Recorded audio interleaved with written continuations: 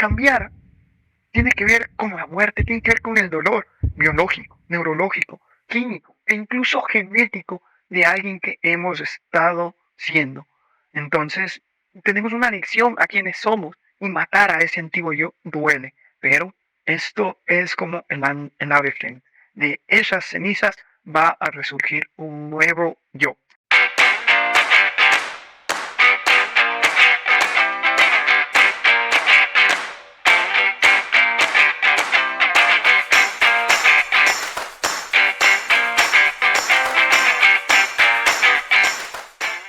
Hola amigos, ¿cómo están? Bienvenidos a este su podcast, Un Sueño en Mano, el podcast de los soñadores, de los luchadores, de los que se atreven, a pesar del que dirán, a pesar de cada fracaso, se levantan y siguen adelante. Recuerda que este espacio es de crecimiento porque tus metas serán tan grandes como tú lo seas. Hoy vamos a hablar nuevamente de algo que nos deja el Dr. Joe Dispenza, El placebo eres tú. Un libro súper interesante que nos demuestra que realmente tenemos un poder interior que no lo estamos utilizando y además lo estamos utilizando en nuestra contra.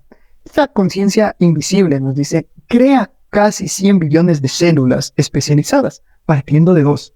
Hace que el corazón nos lata cientos de miles de veces al día y organiza cientos de miles de reacciones químicas en una sola célula a cada segundo, entre muchas otras sorprendentes funciones.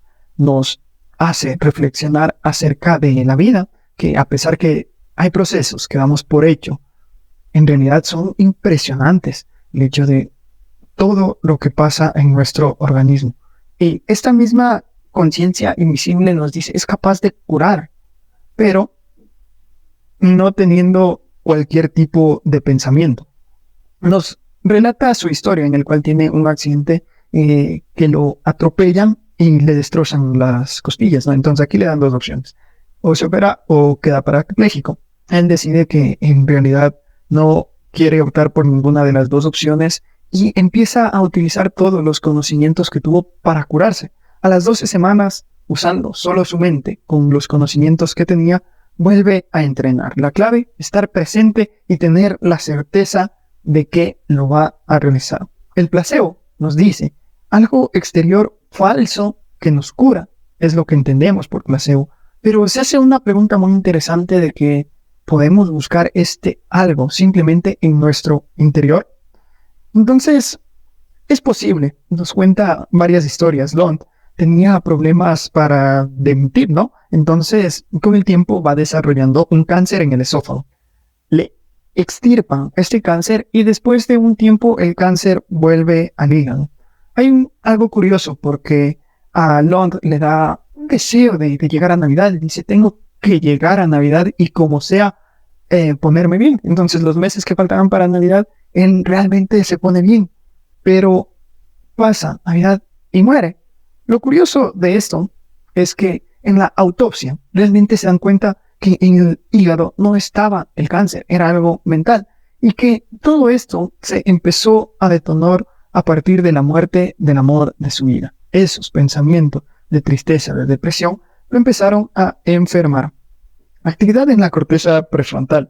Esta corteza se ve muy afectada en este tipo de situaciones, y los estudios que hace son en personas con depresión, en las cuales hay cambios a nivel cerebral, a nivel tangible, a nivel físico, en los cuales con los escáneres de neurociencia se van dando cuenta este tipo de cambios. Entonces, con nuestros pensamientos, en realidad somos capaces de cambiar, pero de cambiar biológicamente, y obviamente esta biología de nuestra mente nos va a llevar a resultados según los cambios que hagamos. Wright nos dice, otro ejemplo, tiene cáncer con tumores graves. En esta época en la cual le detectan este cáncer, sale aquel remedio que es a base de la sangre de caballo. Y le mencionan que es milagroso, que realmente funciona, y se empieza a curar, se empieza a sentir súper bien tomando este medicamento. Después sale una noticia que este medicamento es falso, y con la noticia realmente empieza a volver a lo mismo de antes. Tal vez lo que le estaba ayudando era la creencia, el placebo interno de que ese medicamento era lo máximo. Entonces, la actitud es más o incluso igual que importante que la dieta, el ejercicio, el peso, que la medicina, la actitud es más importante. Un ejemplo extremo y que me gustó bastante es el de una persona a cual le había hecho un maleficio un brujo. Entonces, según él, tenía los días contados para vivir. El doctor que lo atendía, pues al realizarle varios exámenes, no sabía qué pasaba y más bien le mandaron a la parte rural a que viva sus últimos días. La parte rural ve a un doctor que empieza a analizar la historia y crea una fórmula para sanar, para supuestamente sanar. Entonces, él coge una lagartija, ¿no? Y le lleva al supuesto cementerio donde le puso el maleficio del brujo. Y le dice que le hace un ritual que se inventó y le dice que va a vomitar la lagartija. Entonces la lagartija que tenía previamente preparada la hace salir supuestamente de su boca y él se cura. Todo lo que estaba teniendo era cuestión de su mente. No hay un maleficio que nos puedan hacer externamente sin que nosotros lo permitamos con nuestras creencias. ¿Dónde nace el placebo? Henry Beecher, cirujano por Harvard, resulta que va a la guerra y se termina quedando sin morfina. Entonces, ahí empieza a engañar a las personas que iba asistiéndoles a decirles que les va a intervenir con morfina, pero en realidad era solo una solución salina, ya sea para operar, para suturar, y tenía el mismo efecto que en realidad les pusieran morfina. Entonces, aquí vuelve este doctor después de la guerra y hace los estudios y aparece esto del efecto placebo. Analicemos un poco también los milagros en las distintas religiones. Esta conciencia invisible, sí, es verdad, tal vez esté en todos y cada uno de nosotros y en todos y cada uno de los lugares, pero empieza por nosotros mismos. Así que los milagros los creamos con una creencia seria, ya sea la curación con imágenes, curación con manos, el trance, la hipnosis. La cuestión está en que condicionemos la mente a que crea que algo se puede lograr. Y esto se llama psiconeuroinmunología, porque empieza en la psique y después el sistema inmune es el que manda los datos correctos para que te puedas curar. Ojo, porque como decía al principio, tenemos esta habilidad y la usamos en nuestra contra. Y esto nos habla de un efecto nocebo, que es precisamente lo contrario. Cuando creemos que estamos mal, cuando lo que permite estos hechizos, estos maleficios, cuando nuestra mente lo permite, vamos a obtener exactamente lo que estemos pensando y sobre todo sintiendo. El placebo es usado como antidepresivo, ¿no? Usa las mismas zonas del cerebro, se dieron cuenta en los estudios, para que produzca los químicos necesarios y lo que hace es más bien un tipo de memoria asociativa. Relacionamos los antidepresivos con un mejor estado de ánimo y nuestra mente al relacionarlo sabe que debe crear químicos diferentes para que mejore nuestro estado de ánimo. Entonces, al crear esta relación, incluso sin el medicamento, el cerebro es el que va a cambiar el estado de ánimo sin necesidad de las pastillas. Cuanto más sepas lo que estás haciendo y por qué lo haces, mejores resultados conseguirás. Aquello que nos han condicionado a creer sobre nosotros mismos y aquello que nos han programado a creer que los demás piensan de nosotros, afecta a nuestro rendimiento, como el éxito que tendremos. En el anterior capítulo hablamos mucho de lo importante que es usar las palabras correctas con nuestros hijos, pues con nosotros mismos también debemos hacerlo así. ¿Qué pensamos de nosotros? ¿Qué piensan las otras personas de nosotros? Esto va a condicionar mucho a los resultados que tengamos. El efecto placebo tiene 3 etapas. El condicionamiento, que puede ser exterior, y vamos a ver en este libro que también lo podemos hacer interiormente, asociando, ¿no? Asociando situaciones que van a crear sentimientos y esto nos dará resultados. Las expectativas, dándonos cuenta que hay distintas posibilidades de creación y el resultado que una vez teniendo la energía adecuada, lo vamos a entender. ¿Cómo se crea nuestra realidad? Tenemos los mismos pensamientos, tomamos las mismas decisiones, realizamos las mismas acciones, vivimos las mismas experiencias, tenemos los mismos sentimientos y esto hace que nuestra vida sea un círculo de sucesos que se repite. Creamos un estado del ser del cual no nos separamos. Tenemos de 60.000 a 70.000 pensamientos al día y lo grave de esto es que el 90% son los mismos. Así que vivimos en una rueda donde repetimos y nuestra vida parece ser que no cambia para nada. Eso tiene mucho que ver con la sinapsis, que es la conexión entre neuronas. Esta conexión entre neuronas nos permite de 1.000 a 100.000 conexiones. Cada neurona tiene un almacenamiento de 60 megabytes de RAM. Es como que nuestra mente fuera una supercomputadora, ¿no? Y la conexión repetida hace que se potencie, que se haga más fuerte cualquier conexión de neuronas, ya sea en pensamiento, en hábitos, y es lo que nos hace repetirla tanto. Pero estas redes neurales, que es el conjunto de sinapsis, van creando entonces nuestra identidad. La buena noticia es que existe la neuroplasticidad, el hecho de que pueden existir y podemos provocar nuevas conexiones neuronales. Lo que hablábamos de los cambios físicos en el cerebro, se desconectan las unas para volver a conectar las otras. Pero ojo, porque estos cambios incomodan, duelen, por lo que normalmente terminamos en el estado anterior en el que estábamos. Cambiamos lo bien por lo conocido. Porque cambiar tiene que ver con la muerte, tiene que ver con el dolor biológico, neurológico, químico e incluso genético de alguien que hemos estado siendo. Entonces, tenemos una adicción a quienes somos y matar a ese antiguo yo duele. Pero esto es como el ave fénix. De esas cenizas va a resurgir un nuevo yo. El cerebro es un recuerdo viviente del pasado. Hay que trascenderlo. El pensamiento va a ayudar al cerebro y el sentimiento al cuerpo para que creemos un nuevo estado del ser.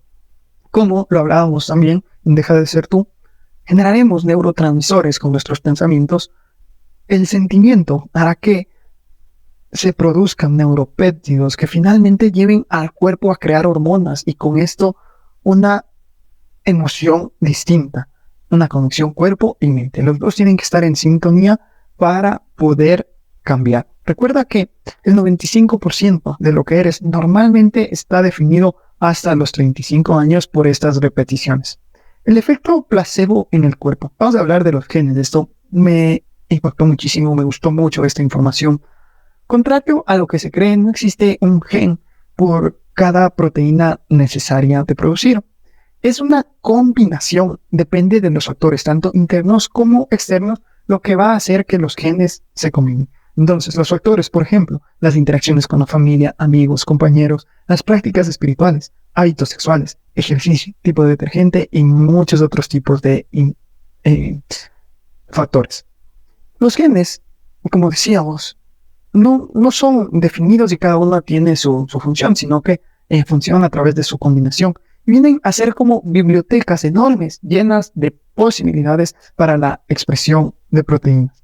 Lo malo es que usamos simplemente 1.5% de nuestro ADN. ¿Y por qué usamos solo esto? Porque lo que repetimos es las conductas de nuestros padres, las conductas que nosotros mismos aprendemos y vivimos activando una y otra vez los mismos genes del ADN. Pero en el restante, poder acceder al 98.5% restante es donde vamos a poder encontrar todas estas posibilidades y donde nos ratificamos que el placebo es una verdad. Las herramientas de nuestra conciencia, creencias, oraciones, pensamientos, intenciones y la fe suelen tener una correlación más potente con nuestra salud, longevidad y la felicidad que los propios genes. Solo el 5% viene ya escrito, donde realmente hay enfermedades que no podemos hacer nada, pero el 95% podemos controlar. ¿Cómo? Con creencias, oraciones, pensamientos, intenciones y la fe. Así que el ADN es una biblioteca gigante en la cual decidimos qué leer. Repito, qué pensamientos, decisiones, conductas, experiencias. Esto es lo que nos va a llevar a un libro bueno, a un libro malo, a un libro que nos tenga sano, a un libro que nos tenga enfermo. Aquí hay algo que se llama epigenética y es precisamente usar estos factores para ir por encima de los genes, para usar el 98.5% del ADN donde están las posibilidades para poder cambiar. Ahora, el gran enemigo, el estrés. El estrés tiene un principio adaptativo porque es un sistema de lucha o huida que normalmente se daba en nuestra mayoría de tiempo como seres humanos para huir del peligro. Y ese peligro eran tigres, eran cosas de la naturaleza. Pero ahora estas cosas de la naturaleza reaccionamos de igual manera en el tráfico, cuando discutimos con nuestra pareja, cuando tenemos un problema en el trabajo. Y destruimos esta energía adaptativa que tenemos para activar las opciones del ADN. El autor nos pone un ejemplo que es como que tuviéramos un país y en este país el 98% de los recursos lo usáramos para la guerra. Y vivimos en una adicción emocional, que además no solo que estamos teniendo estrés, sino que nos volvemos adictos al estrés y al por qué la tenemos, a esa pelea con nuestra pareja, a ese estar en el tráfico, a esos problemas en el trabajo. ¿Cómo los pensamientos cambian entonces el cerebro y el cuerpo? Repasos mentales. El hecho de imaginar intensamente lo que decíamos va a hacer que se activen los genes adecuados, pero como con la repetición. Y aquí está clave, porque está bien, los pensamientos dan el inicio y la pauta de hacia dónde vamos, pero para que surja, para que tenga efecto, tenemos que tener un estado emocional intenso. Esto es lo que nos va a hacer poder trascender de nuestro estado actual, más allá del cuerpo, del entorno y del tiempo, ¿no? Recordemos, el neurotransmisor, el pensamiento, va a provocar una emoción positiva que va a generar al fin y al cabo una hormona que va a irse al cuerpo y esta al final incluso puede modificar nuestros genes en forma positiva. Estas famosas células madres se pueden convertir en cualquier tipo de célula para ayudarnos con nuestros objetivos. La clave, como les decía, está en el estado emocional intenso de vivir esa emoción positiva. Es un turbo para realizar los cambios. Es un turbo para traer el suceso al presente. Tenemos que vivirlo como que ya fuera, recordemos, trascendiendo el cuerpo, el entorno y el tiempo. La oxitocina es uno de estos neurotransmisores que se terminan convirtiendo en hormonas y los liberamos a partir de la bondad, de la compasión y además desactivan la amígdala, que es normalmente la que nos pone en un estado de estrés y que nos hace sentir miedo y ansiedad. Y con esto vamos a lograr ese resultado, ¿no? Es uno de los neurotransmisores positivos. La sugestionabilidad. Aquí nos viene a hablar de que hay personas más sugestionables y menos sugestionables. Así que hacen una prueba en la cual toman a 16 sujetos, de los cuales pasan 4 a las pruebas finales, digámoslo así, donde tenían que desvestirse en medio de un restaurante, ¿no? Entonces, esos sujetos que eran los más sugestionables, los hipnotizaban y los como le recomendaban que debían sacarse la ropa, ¿no? En este estado de trance. Resulta que solo uno lo hizo de manera natural, los otros como que fueron reaccionando, ya como que dijeron esto está de más, y dejaron de hacerlo. Así que con este último sujeto que pasó la prueba de sugestión, experimentaron en ponerlo en una tina de agua llena a 1.6 grados, ¿no? Y él lo hacía como que en realidad estuviera en una tina normal. La prueba final era, después de esta, que tenía que matar a un tipo. Y le daban la justificación de por qué hacerlo y todo esto. Obviamente usaban una pistola falsa y equipo de motor y todo esto, pero hasta este punto nos puede llevar la sugestión, ¿no? Pero depende mucho de la creencia. Y también depende de qué tan analíticos seamos. Si somos muy analíticos, van a tener menos posibilidad de sugestión. Por eso a veces las personas muy lógicas, de que usan mucho el razonamiento, tienen menos probabilidades o se les va a hacer más difícil sugestionar su mente para cambiar su estado del ser. Pero todo esto se lo puede hacer como en el subconsciente, el sistema nervioso autónomo, donde está toda esa gran información, el que nos hace respirar, el que hace que lata nuestro corazón, tiene esa información y sabe cómo hacerlo. La sugestionabilidad limitada nos dice, para lograrlo es necesario pensar más allá de cómo te sientes y dejar luego que esos pensamientos creen nuevos sentimientos, los cuales reforzarán a su vez esos nuevos pensamientos hasta adquirir un nuevo estado del ser. Entonces, el proceso es aceptación, creencia, entrega. Aceptar emocionalmente el resultado, nuevamente, esto es lo que nos va a permitir hacer que la información acceda en el subconsciente. Y ojo con las emociones negativas, porque nos dan el resultado contrario, van a hacer que nuestra energía se enfoque en la supervivencia, no en la creación que necesitamos. La gratitud es una de las emociones más poderosas y debemos usarla a nuestro favor para desde ya estar agradecidos por lo que nos vamos a sugestionar. Empecemos agradeciendo. El sistema nervioso autónomo se va a encargar del resto. Un ego sin equilibrio intenta controlar los resultados, prevé lo que es necesario para crear una situación segura y se aferra a lo habitual sin querer cambiar. Así que guarda rencor, siente dolor y sufre, o es incapaz de superar su victimismo. Nuestro ego también va a ser un enemigo al cual tenemos que pasar por encima e ir directo al subconsciente. El placebo se da cuando esta mente analítica, donde está nuestro ego, finalmente se apaga. Estos recuerdos explícitos, nuestra memoria, la capacidad lógica, son solo el 5% de nuestro funcionamiento como personas. Pero los recuerdos implícitos, los recuerdos subconscientes, son los que nos hacen vivir cada día en automático, porque si no nos volveríamos locos de todas las cosas que tenemos que hacer. Entonces, ¿cómo se graba estos recuerdos implícitos? Con un episodio con gran carga emocional o un episodio que se ha repetido, ¿no? Incluso un pensamiento que se ha tenido mucho, el diálogo interior. ¿Quién cree ser o quién has creído ser hasta ahora? Vivimos en un estado de ondas beta. Y esa es la parte donde está nuestro yo analítico, nuestro ego. Romper esta mente analítica nos va a hacer entrar en ondas alfa, en zeta e incluso en delta. Son las ondas más tranquilas en las cuales podemos estar. ¿Cómo? Mediante la meditación, que es llevar la mente más allá de los sentidos. Nuestro estado de supervivencia ha hecho que los problemas, la obsesión con el aspecto, el dolor, el escaso tiempo, la ansiedad, sea todo lo que veo y lo que siento. Y todo lo que veo y lo que siento pensamos que es todo lo que hay. Pero el mundo no es una cuestión solo de percepción. Así que hay que superar esta mente analítica para instalar una nueva forma de ver el mundo.